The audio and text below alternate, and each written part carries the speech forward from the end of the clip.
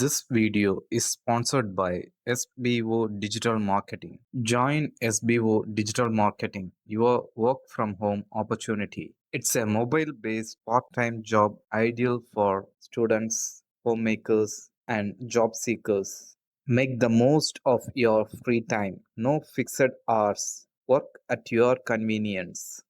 Just share and publish content. Simple tasks with no selling and no referrals required. Earn daily income with instant payouts. Start from day one. Skip பண்ணாதீங்க. பெரிய தப்பு. தினம் 300 ரூபாய் சம்பாதிக்க அரிய வாய்ப்பு. Instagram, Facebook பயன்படுத்த தெரிந்தால் போதும் content post and content publishing மூலமா தினம் 300 ரூபாய் சம்பாதிக்கலாம். இந்த வேலை செய்ய 5 நிமிடம் போதும். Work training support, group communication support, all language customer live chat support, முக்கியமா சொந்தமா ஒரு பிசினஸ் ஸ்டார்ட் பண்ற அளவுக்கு உங்களால கற்றுக்கொள்ளவும் முடியும், சம்பாதிக்கவும் முடியும். இந்த வேலை வாய்ப்பு வழங்குவது 5 வருடத்திற்கு மேல ரன் ஆகிட்டு இருக்க நம்ம தமிழ்நாட்டு company school of business organisation private limited. மேலும் விவரங்களுக்கு டிஸ்கிரிப்ஷன்ல கொடுத்திருக்க நம்பருக்கு வாட்ஸ்அப் பண்ணுங்க. தளபதியாக பதவி உயர்வு பெற்ற ஒருவர் தனக்கான முகாமில் பதவி ஏற்றுக்கொண்டார்.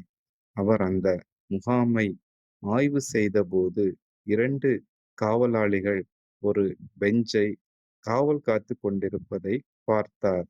அவர் அந்த காவலர்களிடம் சென்று, எதற்காக இதை காவல் காக்கிறீர்கள் என்று கேட்டார். அதற்கு அவர்கள், எங்களுக்கு எதுவும் தெரியாது சார். ஆனால் இது இங்கு நீண்டகால வழக்கம் என்பது மட்டும் எங்களுக்கு தெரியும்.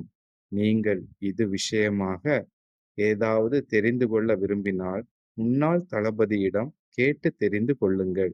அவர்தான் இவ்வாறு செய்யச் சொன்னார். ஆகவே நாங்களும் செய்கிறோம் என்றார்கள். அவர் உடனே அந்த முன்னாள் தளபதியின் தொலைபேசி எண்ணை தேடி அழைத்து பேசினார். மேலும் இந்த குறிப்பிட்ட பெஞ்சை ஏன் காவலர்களை கொண்டு காவல் காத்தார் என்று அவரிடமே கேட்டார். அவரும் கூட தனக்கு எதுவும் தெரியாது என்றும் இது வழக்கம் என்றும் சொன்னார். முந்தைய தளபதியிடம் 2 காவலர்கள் இருந்தனர். அவர்கள் இந்த பெஞ்சை மிகவும் சிரத்தையாக பாதுகாத்தனர். ஆகவே அந்த பாரம்பரியத்தை நானும் தொடர்ந்து செய்து வந்தேன் என்று கூறினார். புதிய தளபதிக்கு இவ்வாறான பயனற்ற வழக்கத்திற்கு காரணம் தெரியாமல் ஆர்வத்தில் மண்டை வெடித்து விடும் போலிருந்தது. ஆகவே மேலும் 3 முன்னாள் தளபதியை சந்தித்து பேசினார். அவர்களுக்கும் ஒன்றும் தெரியாமல் போகவே அவர்கள் சொன்ன விவரங்களை வைத்து ஓய்வு பெற்ற 100 வயதான முன்னாள் தளபதியை கண்டுபிடித்தார். அவர்தான் இந்த பழக்கத்தை தோற்றுவித்தார் என்று பலரும் கூறியதன் பேரில் அவரிடம் சென்று பேசினார். ஐயா, நான் தாங்கள் பணியாற்றிய முகாமின் இப்போதைய தளபதி.